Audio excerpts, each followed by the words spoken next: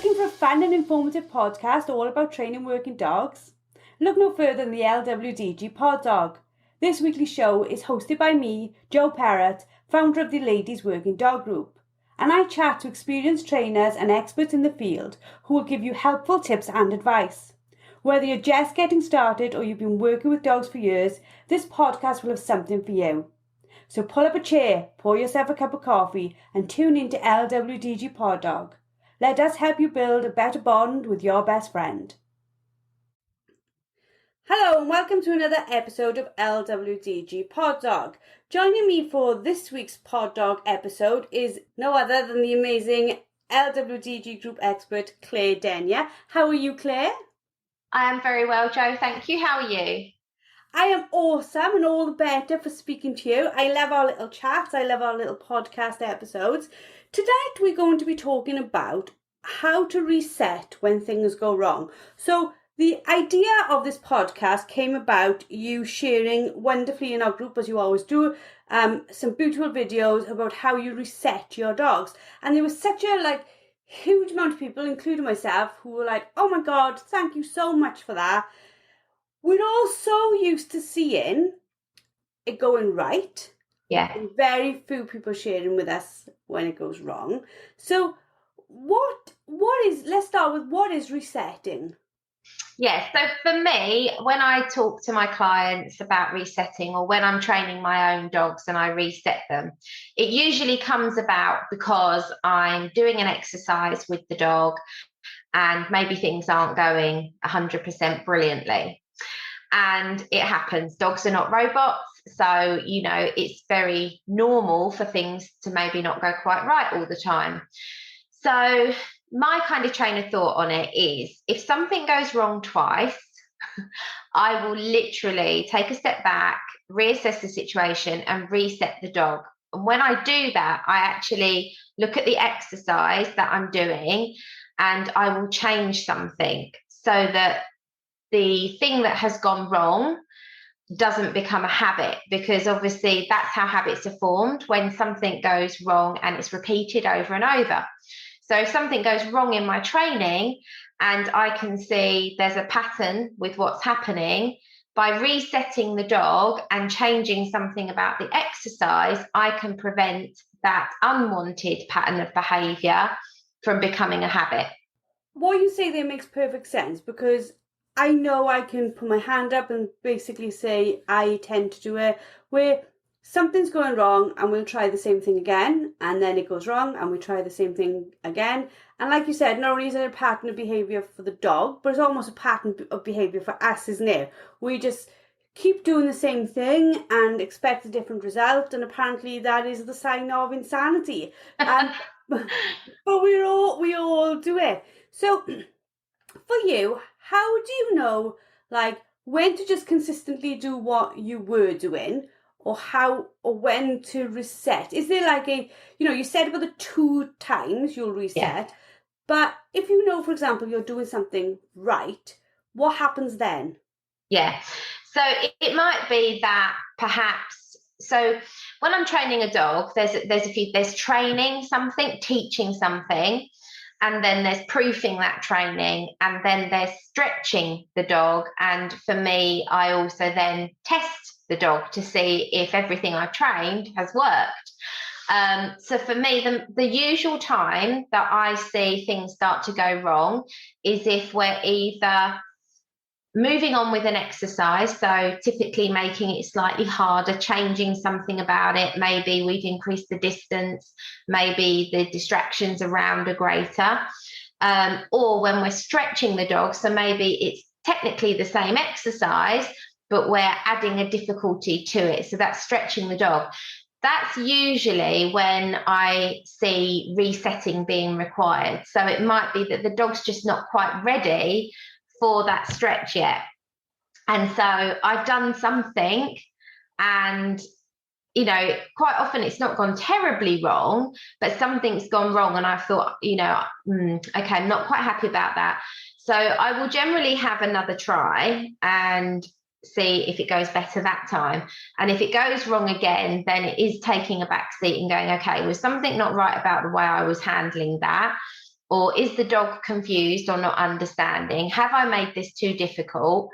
And then reset from that point. So it is usually, when I'm training on and educating something, usually there's a lot of luring or shaping involved in that part of the training, but it's usually when I'm stretching the dog, increasing the difficulty, that you might see this kind of thing start to happen. When I first started out, in my complete naivety and inexperience, I hadn't really thought about the fact that training becomes before proofing. In fact, I didn't even know the word proofing. So you would go out, or I would go out with Dad, and we would train and train and train and train. But I hadn't really thought about the concept of the first part of a pup's training is absolute training, isn't it? It's very positive. It's very much making sure the dog understands what you're asking. Now, we get lots of messages, a lot of conversations about, do you correct, do you this, do you that? Where does resetting sit in this whole myriad of words we've made for ourselves? Yeah, I mean, the words get so complicated, don't they? Let's be honest. In a way, resetting is correcting. Something's gone wrong, so you're making a correction to right what's gone wrong.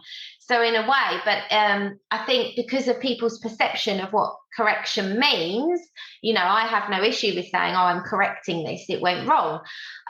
In effect, when I'm resetting, I'm correcting something. Something's gone wrong and I need to correct it, but that doesn't necessarily mean the dog's gone wrong. It could be that something about the exercise has gone wrong. So when you say resetting, I think people tend to go, oh, right, that's quite interesting. So you reset the exercise. I do. In effect, I'm still correcting what's gone wrong. So, I think it just gets really complicated, and that's quite difficult as a trainer. You've got to think about the terminology of what you're saying to your clients as well. So very often, if something's gone wrong with a client's dog in an exercise, I'll say, okay, call your dog back in, let's reset that. Whereas if I said, okay, call your dog back, we need to correct this, it sounds harsher, doesn't it? But it really shouldn't. They're technically the same thing. But when I say to a client, we're going to reset that, we're going to change something to help the dog to get this right, because the dog is confused or the dog's making mistakes. So we have to reset the exercise. So it is in effect correcting what's gone wrong, but it's resetting the exercise. And I think with the video you referred to that I shared on the Hot Mess Handler group, it was when I added the third dog in. And he's not the youngest dog either, he's the middle one of the group, and he's the one that's always struggled. The middle dog, he is the one who has always struggled more with working in a team. He very much wants it to be about him. So when I put him into the equation with these steadiness exercises, he found that quite difficult to do what actually wasn't that difficult. If I did it with him on his own, it wouldn't be difficult. Maybe just adding him in with the other two girls was what I made the mistake in doing. Maybe I should have just done it with him with one of the girls, but I was adding Rose to Indy, and then I thought, well, dude, can just pop on the end, and it didn't quite go as I planned. Everything you say there, it's like, it always fascinates me. Like you said, you just use a different word, how humans perceive it. Yeah. Very, very different. How the dog perceived it would have been the same whether you called it correcting or resetting. Yeah. But I also think as well, is it a case of a human mind understands the concept of reset far easier? So, if you said to me, okay, Joe, reset yourself, we're going to run that exercise again, I would know what you mean. You'd mean, let's get back into position, we're going to go again, let's have a look at it again. Whereas if you said to me, Joe, we're going to correct that, I know from my personal experience, I'd be like, well, how do I correct it? What do I do? What's the right correction for this? So whereas the one terminology gives me a lot of pressure, the other gives me a lot of confidence and a lot of hope.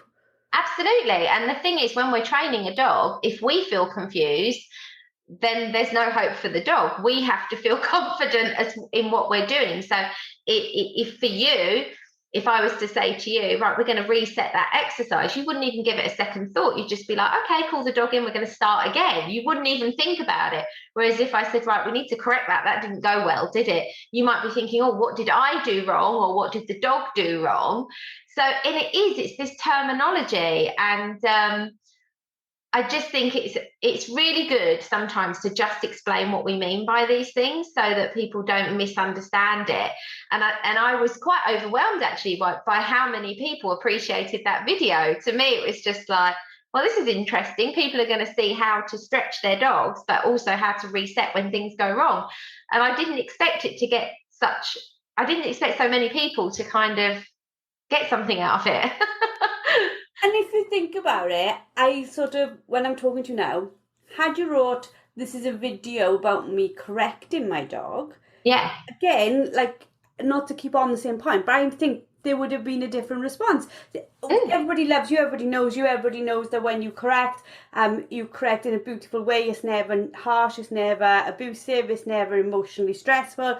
It's just, doggo, we're going this way, but we've got to change this little thing. Yeah. So, but going back to the amount of people who interacted with it and sort of initiated this podcast, do you think that we think enough about learning how to reset? Is there enough conversations that we have with ourselves or with our trainers or with the group that says, what does resetting look like? From that video that I posted, I now feel there needs to be a lot more about it, because to get that amount of response to it, and for people to, then comment on it and ask questions about it, I thought, actually, we need to talk about this much more. But there's this real thing, isn't there? Like, I have no issue with putting my work out there. Non-perfect work, good work, so that it inspires people, but also how I reset the dog when it goes wrong, because my dogs are not perfect, and because I'm not a perfect person, so I make mistakes. I might try and rush the training. It might be going so well that I go, oh, brilliant, I'm just going to move on 5 steps instead of 1. So I think it is a conversation that we need to have more of, is how to reset the dog when things go wrong.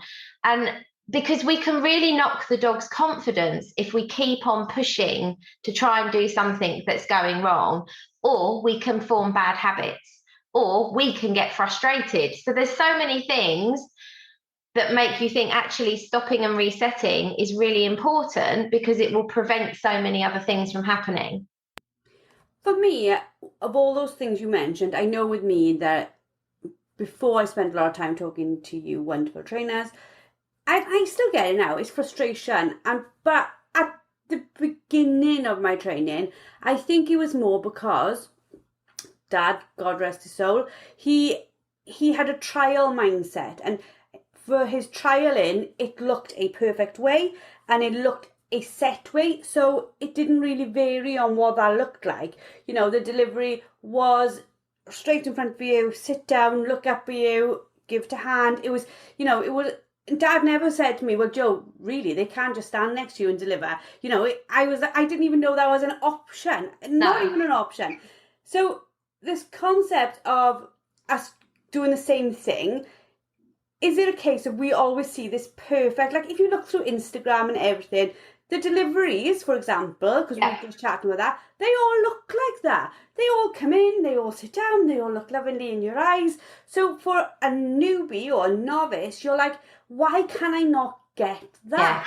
And the problem is you then put so much pressure on yourself to achieve that when there are other things that are more underpinning things that need to be achieved first. For me, a sitting delivery is beautiful and polished, but it's not the be all and end all. If you go to a working test, the delivery to the hand is the most important thing. Whether the dog is sitting or standing with most judges is pretty irrelevant.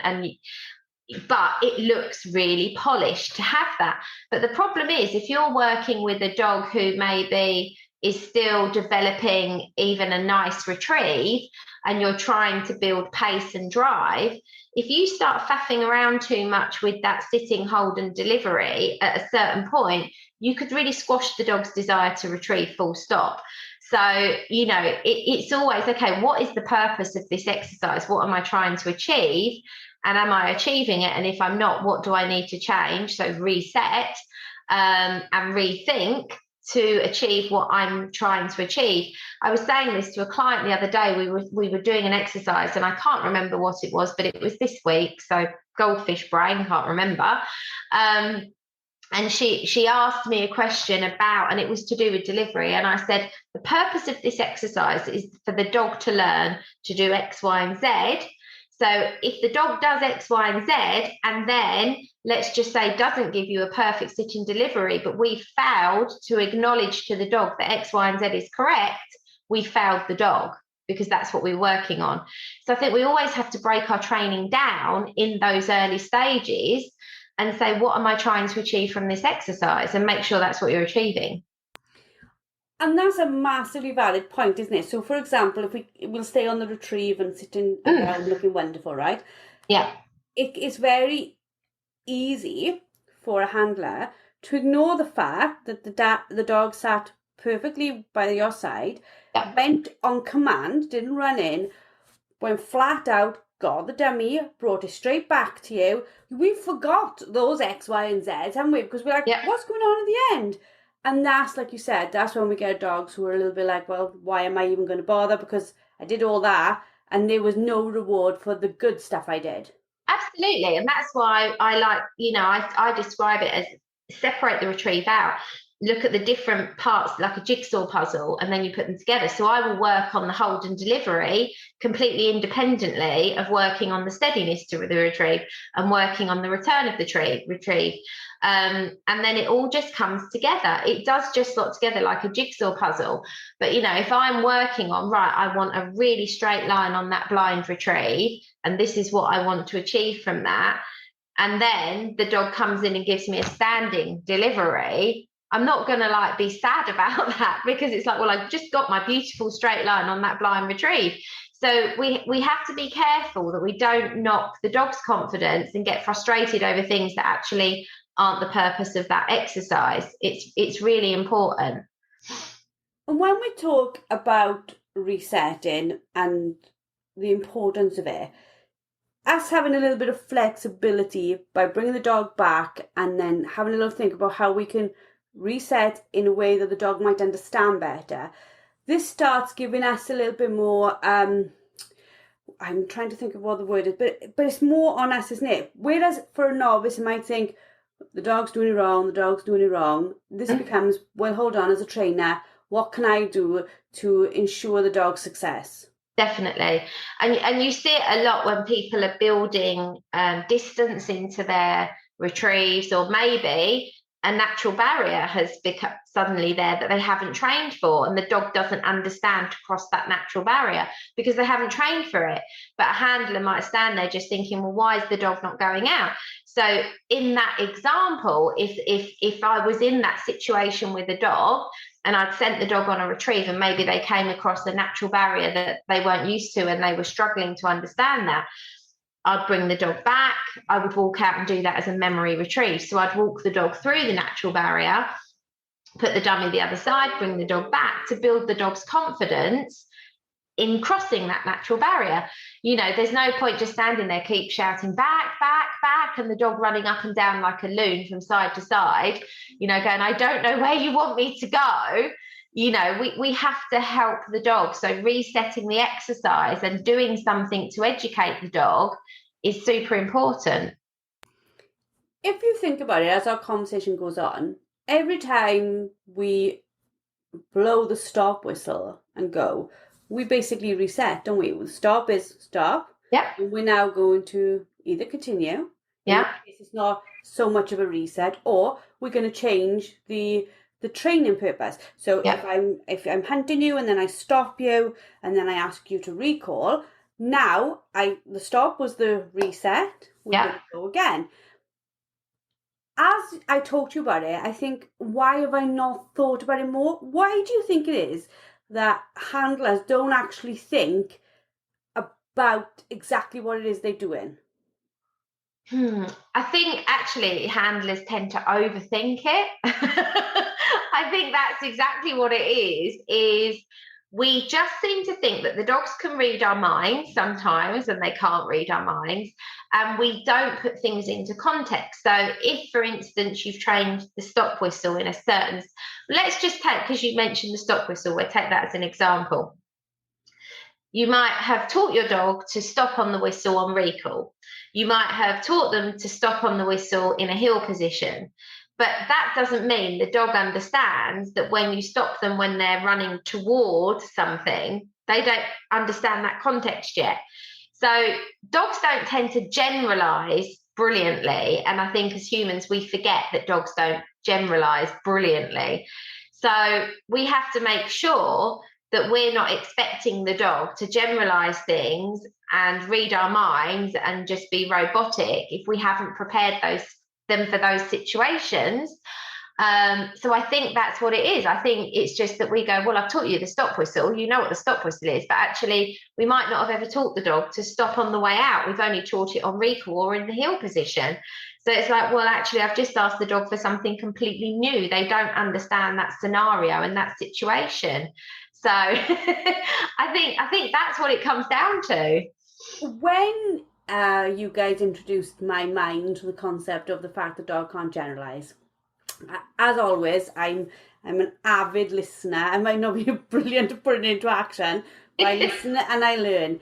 And I always remember, I think it must have been the day after, there's a bath, a water trough for horses in the field, and the dogs always run and they always jump in there. 1, 2, 3, straight dead. And it'd been moved, it'd been cleaned and moved.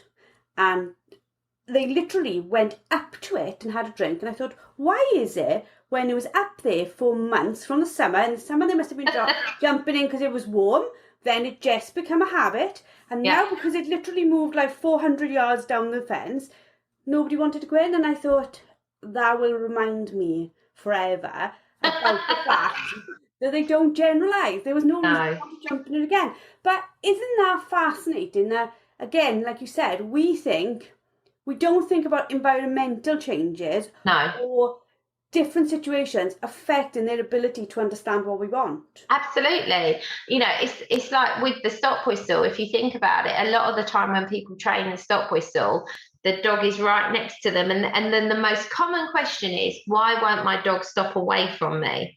Well, you haven't trained it to. You've been teaching it to sit by your side. So it's no wonder if the dog hasn't been taught to sit at distance, it's no wonder the dog's first response is to run back to you and sit by you. It's like, oh, hang on, it's that noise that I always hear when I'm by your side. And again, that's how we learn as handlers. Over time, we start to learn these things. It was just like the dog didn't understand. We didn't understand why the dog did it wrong. And when we're talking about the fact that this is a training error, this is where all our positive love and support comes in. And that handler has to understand that it was us, don't they? Yeah, totally. I mean, you know, just reflecting back to that video that I shared that prompted this podcast, I laughed. What was the point in me getting cross about that? I hadn't thought that situation through. I just went, right, brilliant, add another dog in, let's just wallop that out there. Like, you know? And dude just went, all right, I'm off. And I was like, okay. And there's no point getting mad and frustrated about stuff. You just have to go, I didn't plan that very well, you know. So I think it's having the ability and what's the word I'm looking for? The ability and also the understanding for the dog that if we haven't taught them that, we can't just expect them to know it. You know, we don't send kids off to school. We don't send kids off to school straight into an exam. They have lessons. And it's the same with dog training, that we're teaching them. They're having lessons in what it is that we want. And at the point where we are, let's say at the point where we are maybe testing the dog, when we've done the proofing, that's the exam. That's the exam. But if we haven't prepared the dog for the exam, then that's our fault. So you chatted a little bit earlier about stretching the dog, and now you just mentioned testing the dog. For people listening, what is the difference between the stretch and the test? Yeah, for me, when I'm training a dog, you've got the training element, which is all the educational part, and then the proofing of that piece in different environments and different places with different scenarios. Then I might stretch it, so I might want to stop the dog at a further distance than I did before. So that's the stretching. It's when I'm adding things on or adding things in, I'm then stretching that exercise. When I feel like I've done enough and the dog is understanding, I will set a scenario to actually put that training to the test. So it'll be like, right, I've educated you, I know you understand this, I've proved that training in different environments, I've stretched it, I've tested the distance in stretching, I've worked out where your capabilities are. Now we're going to go out there and we're going to actually run this. So a working test is a brilliant way of testing your training, because you rock up at a new environment with judges and it is actually putting the skills you've taught your dog to the test, literally that. So I think that's a really good way of thinking about it. That's testing your dog. Yeah, and they're very different scenarios, aren't they? One is you're expecting things to maybe need that reset. The other is, I'm not expecting a reset now. I'm expecting this to go swimmingly because we know this stuff. 100%, because when I'm training proofing and stretching, I'm prepared to reset the dog and change something to make it easier. When I get to a working test and that is testing the dog, I can't call my dog back and reset it, because that will zero me. So you're actually putting that, all the stuff you've taught, you're putting it to the test for real. You can't reset at that point.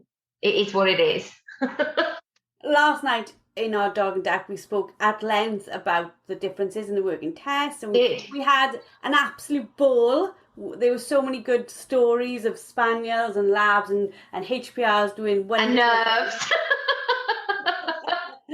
But yeah, I think, like, for people listening to this, what do you think the biggest takeaway is about resetting? What do they need to keep in their mind? So for me, I will do something once. If it goes a little bit wrong, I'm going to try that again, just to see if it was just a blip. It could just be a blip. The second time, the dog might get it right.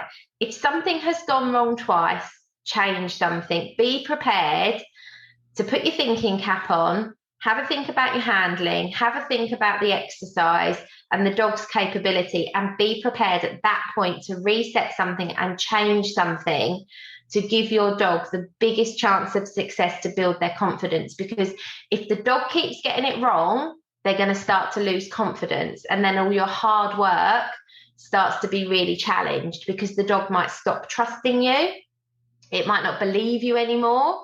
It's like, well, you sent me here twice and I didn't succeed. You sent me here 3 times and I didn't succeed. So then you run the risk of either the dog losing confidence or the dog going self-employed. So for me, if something's gone wrong twice, that's the point where I will go, okay, I need to reset this and I need to change something. So, ladies, that's our magic number. Claire has awesome, wonderful, perfect. That's the excellent. Oh, Claire, thank you for such an amazing podcast. The magic number there for you ladies is 2. First time, just check if it was a blip. Second time, reset, rethink, and make sure you are helping the dog to succeed. Thank you very much, Claire, for another amazing podcast. If anyone wants to get hold of Claire, we know where to find you, my darling. Facebook. What's your website address? www.familydogservices.co.uk. And Instagram, can we find you on Instagram? Yeah, I'm on Instagram, Family Dog Services, and as myself, Claire Denyer, if you fancy seeing me myself, but yeah. Thank you, ladies, for listening to another amazing podcast. We hope you enjoyed. Please let us know. Send us your feedback. Tag us in your posts. And we look forward to seeing you next week for another episode of LWDG Pod Dog. Thank you for listening to LWDG Pod Dog with me, Jo Perrott. Now, we all know training a dog takes time, energy and patience, but our lives can be really, really busy. Don't worry, the LWDG has got you covered. Join us for our free planning workshop where we'll show you how to use short 10-minute training sessions each day to fast forward your dog's education. Our experts have years of experience in training dogs and will help you get started on the right foot. Register now and start making progress with your furry friend today. Go to our Facebook page, the Ladies Working Dog Group, and click on the pinned post, or visit www.thelwdg.com.